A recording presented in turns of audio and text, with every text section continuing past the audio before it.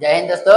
मैं विनय कुमार आज फिर से एक बार आप सभी के अपने YouTube चैनल वीके इंस्टीट्यूट पर स्वागत करता हूं। आज हम लोग संस्कृत का फोर्थ चैप्टर जिसका नाम है संस्कृत साहित्य लेखिका, जिसमें संस्कृत संस्कृत भाषा जो साहित्य है संस्कृत का, उसमें जो लेखिका यानी जो भी स्त्रियों का योगदान है उसके बारे में आज हम लोग पढ़ेंगे। हम लोग 2 पाठ और 3 पाठ पढ़ चुके हैं, आज हम 4 पाठ पढ़ेंगे। चलिए तो आज का सेशन हम लोग अपना स्टार्ट करते हैं। जल्दी से अपने अपने दोस्तों के पास शेयर कर दीजिए। चलिए, सबसे पहले चैप्टर का नाम है संस्कृत साहित्य लेखिका, यानी जो संस्कृत भाषा है, संस्कृत का साहित्य है, संस्कृत साहित्य। इसमें जो लेखिका है, लेखिका बोला जाता है स्त्री को, लेखक बोला जाता है। यदि कोई पुरुष है तो उसको लेखक बोलेंगे, यदि कोई स्त्री है तो उसको क्या बोलता है? लेखिका। लेखक का स्त्रीलिंग रूप होता है लेखिका। चलिए,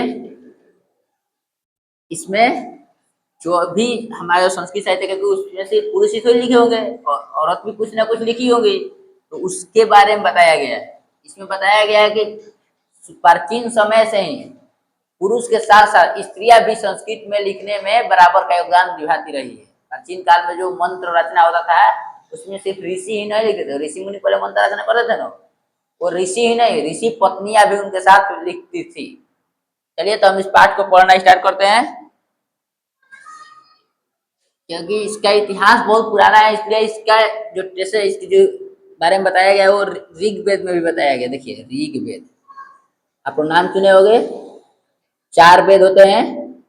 ऋग्वेद में 24 गो, टोटल कितने?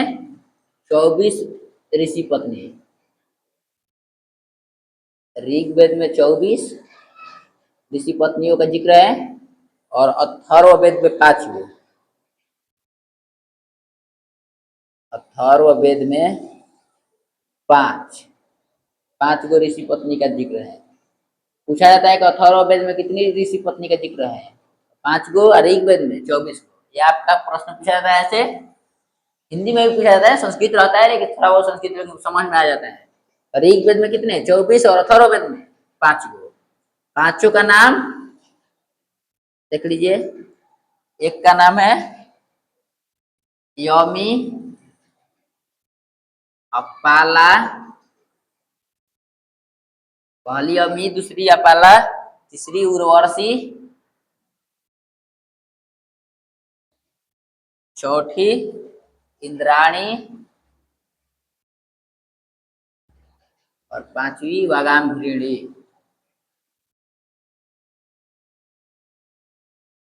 ये 5 लेखिका है, ये भी 24 का नाम है, लेकिन 24 का हम लोग याद नहीं कर सकते। 5 एक कम है, इसलिए इनका नाम हम लोग याद करते हैं। यमी, अपाला, उर्वशी, इंद्राणी और अगाम्भृणी 5 ऋषि पत्नियां हैं जो अथर्ववेद में लिखी गई। अथर्ववेद में, अथर्ववेद में रचना की अपने मंत्रों का। अथर्ववेद में पूछा जाएगा अथर्ववेद में कितनी ऋषि पत्नियों का वर्णन मिलता था? 5। ऋग्वेद में 24। चलिए इसके आगे बढ़ते हैं। के आगे है इस पाठ में एक बृहदारण्यक उपनिषद है। बृहदारण्यक एक उपनिषद का नाम है, बृहदारण्यक दार्यक उपनिषद। इस उपनिषद में दिया क्या गया है? इस उपनिषद में एक याज्ञवल्क्य नाम के इंसान के बारे में बताया गया है। एक ऋषि थे याज्ञवल्क्य। याज्ञवल्क्य, इनकी पत्नी थी मैत्री। पत्नी कौन थी? मैत्री। मैत्री ये इसलिए दर्शाया है कि मैत्री भी बहुत ही संस्कृत भाषा की रचनाकार रही है। तो उनके बारे में बताया गया कि याज्ञवल्क्य की पत्नी कौन थी। पूछा था प्रश्न, याज्ञवल्क्य की पत्नी कौन थी? तो मैत्री। ये जो याज्ञवल्क्य थे अपनी पत्नी मैत्री को आत्म तत्व की शिक्षा दिए थे। किस चीज की? आत्म तत्व। आत्म तत्व की शिक्षा अपनी पत्नी को दिए थे। तो याद रखिएगा, याज्ञवल्क्य अपनी पत्नी मैत्री को किस चीज की शिक्षा दिए थे? आत्म तत्व की। ऐसे इसमें बहुत सारा प्रश्न पूछा जाता है कि मैत्री के पति कौन थे, याज्ञवल्क्य। मैत्री को आत्म तत्व की शिक्षा किसने दिया था? तो याज्ञवल्क्य ने। याज्ञवल्क्य ने किसी आत्म तत्व की शिक्षा दिया था? तो पत्नी को। याज्ञवल्क्य नाम भी दिया जाता है मैत्री। याज्ञवल्क्य ने अपनी पत्नी मैत्री को किस चीज की शिक्षा दी? तो आत्म तत्व की। इसी में एक ही लाइन है कि याज्ञवल्क्य ने अपनी पत्नी मैत्री को आत्म तत्व की शिक्षा दी। अब इसी लाइन से अलग अलग प्रश्न पूछा जाता है। चलिए इससे आगे बढ़ते हैं। याज्ञवल्क्य, इसके बाद बताया गया जो जनक की सभा, राजा जनक के बारे में सुने हैं? जनक, राजा जनक की जो सभा थी उसमें भी एक शास्त्रार्थ रचना में जो रचना करती थी उसका नाम था गार्गी। जनक की सभा में कौन रहती थी? गार्गी। पूछा जाता है कि जनक की सभा में जो विदुषी रहती, विदुषी बोला जाता है जो संस्कृत की रचना करती है, तो विदुषी कौन रहती थी? तो गार्गी। गार्गी नामक विदुषी, गार्गी नामक विदुषी। पूछा जाता है कि जनक की सभा में कौन सी विदुषी रहती थी जो शास्त्रार्थ में कुशल थी, मतलब शास्त्र लिखने में कुशल थी? तो गार्गी। क्या नाम था उसका? गार्गी। इसके बाद जनक की सभा के बाद आता है, देख लीजिए सब बताया जा रहा है कि क्या योगदान रहा है इनके जो संस्कृत लिखने में। तो पहले संस्कृत साहित्य में क्या क्या था? ऋग्वेद में बताया गया 24 गो, अथर्ववेद में 5 गो, बृहदारण्यक उपनिषद में बताया गया कि याज्ञवल्क्य की जो पत्नी थी वो भी आत्म तत्व की शिक्षा ली थी। जनक के सभा में एक थी। इसके बाद आता है एक लौकिक संस्कृत साहित्य है, ये भी एक बुक है, लौकिक संस्कृत साहित्य। इसमें बताया गया है 40 गो कवित्री। कितनी? 40 कवित्री। लौकिक संस्कृत साहित्य में कितनी कवित्रियों का जब वर्णन है? 40। कितना? इनके कुल पद कितने हैं जो इन्होंने रचना किया है? तो 150 पद। कितना? 150 पद आसानी से हमें उसमें मिलते हैं। 40 कवित्रियों कितने पद? 150 पद। याद रहेगा। ये जो 40 जो कवित्री थी नो, इसमें जो सबसे मुख्य रूप से जो आती है उसका नाम है विजयांका। विजयांका, इसी में कौन रहेगा? विजयांका। 40 कवित्रियों में जो सबसे ज्यादा जिसने रचना किया उसका नाम क्या है? विजयांका। प्रथम कल्प इसको कहा जाता है कि 40 में प्रथम, एक नवप्रार्थी है विजयांका। इसका जो समय माना गया है अनेक विद्वानों के द्वारा 8वीं सदी। कितनी? 8वीं सदी। सदी हो जाता है मतलब 800, 700 से एक से लेकर 700 800 तक, वो पूरा 8वीं सदी माना जाता है। 700 के बाद इसका समय कब माना गया? 8वीं सदी। कब? 8वीं सदी। इसमें ये माना गया कि 8वीं सदी में एक राजा थे चालुक्य वंश के। किस वंश के? 8वीं सदी में एक राजा थे चालुक्य वंश। चालुक्य वंश था, नाम सुना होगा आपने क्या हिस्ट्री में। चालुक्य वंश था, इसके जो राजा थे चंद्रादित्य। राजा कौन थे? चालुक्य वंश के राजा चंद्रादित्य।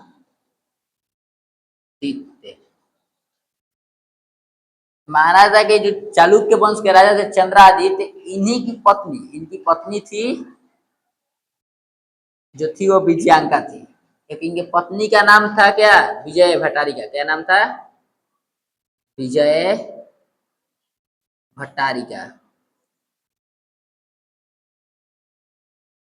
इनकी पत्नी का नाम विजय भट्टारिका था।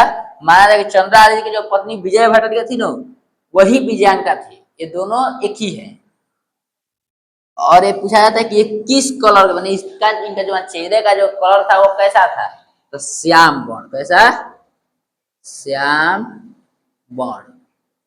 श्याम में समझते हैं काला। क्या होता है? काला, मतलब काले कलर की थी, श्याम वर्ण की थी विजयांका। विजयांका किस कलर की थी? किस वर्ण की? वर्ण माने होता है कलर। आपने वर्ण पीछे पढ़ा, आप लोग साइंस में पढ़े होंगे, सुने होंगे। वर्ण पीछे पढ़े यानी कलर। वर्ण माने होता है रंग। किस रंग की थी? तो श्याम वर्ण यानी काले रंग की थी। आप लोग श्याम ऐसे भी सुना, ब्लैक बोर्ड सुने? ब्लैक बोर्ड, ब्लैक बोर्ड क्या होता है? काला। उसका हिंदी क्या होता है? श्याम पट। तो बोर्ड का और पट, ब्लैक का और श्याम, तो श्याम पट। या कृष्ण भगवान जो थे उनको श्याम इसीलिए कहा जाता था क्योंकि वो भी किस कलर के थे? काले रंग के थे। समझ में आ गया होगा यहाँ तक? उम्मीद करते हैं। चलिए इसके आगे बढ़ते हैं।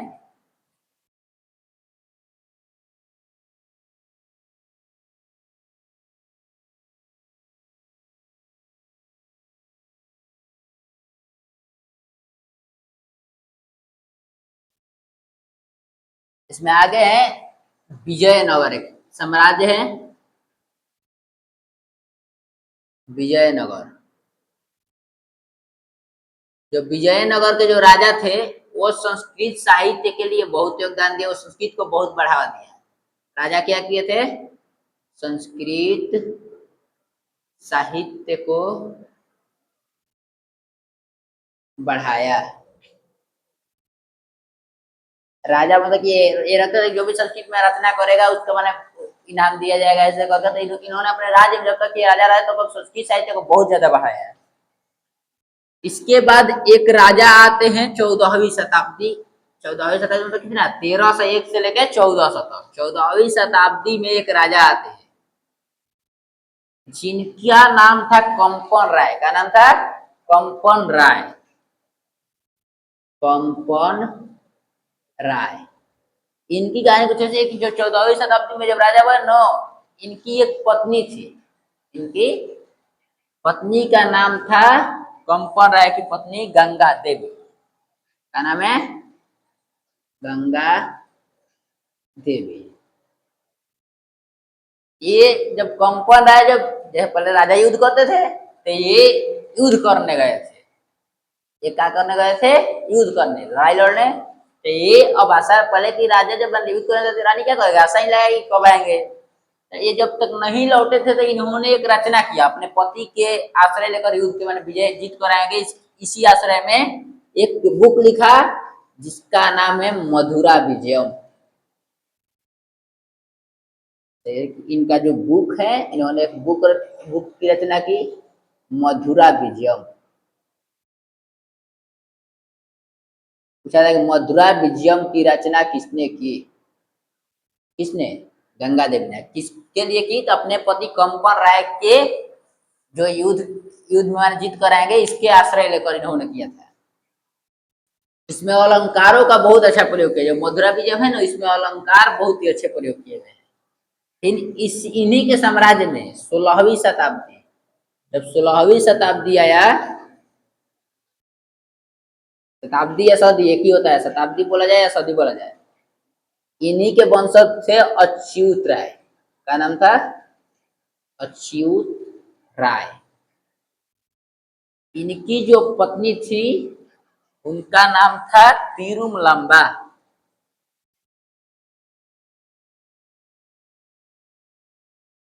तिरुमलंबा। इन्होंने भी एक रचना की, वरदाम्बिका। क्या नाम था उसका? वरदाम्बिका। वरदाम्बिका नामक एक किताब लिखे। ये एक चंपू काव्य था। पूछा जाता है कि वरदाम्बिका क्या था? तो चंपू काव्य। ऐसा होता है कुछ भाषण होता है तो कुछ कहानी होता है, तो ऐसे ये क्या था? इसका जो विद्यार्थी किया था चंपू काव्य था। क्या था? वरदाम्बिका चंपू काव्य था। ये ऐसा एक किताब है जिसमें संस्कृत के सबसे बड़े जो शब्द हैं उसका इसमें प्रयोग किया गया है, वरदाम्बिका में। इसके आगे बढ़ते हैं तो अब ये सब हो गई पहले की। अब आते हैं आधुनिक काल में। आधुनिक काल 1800 के बाद और 1947-48 तक।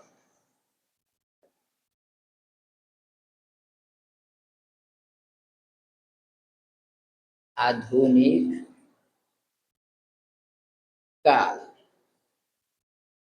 आधुनिक काल में वैसे तो अनेक कवित्री प्रचलित हुई, बट उनमें सबसे जो महत्वपूर्ण थी उनका नाम पंडित क्षमा राव था। क्या था? पंडित क्षमा राव। पंडित क्षमा राव बहुत कुछ लिखी।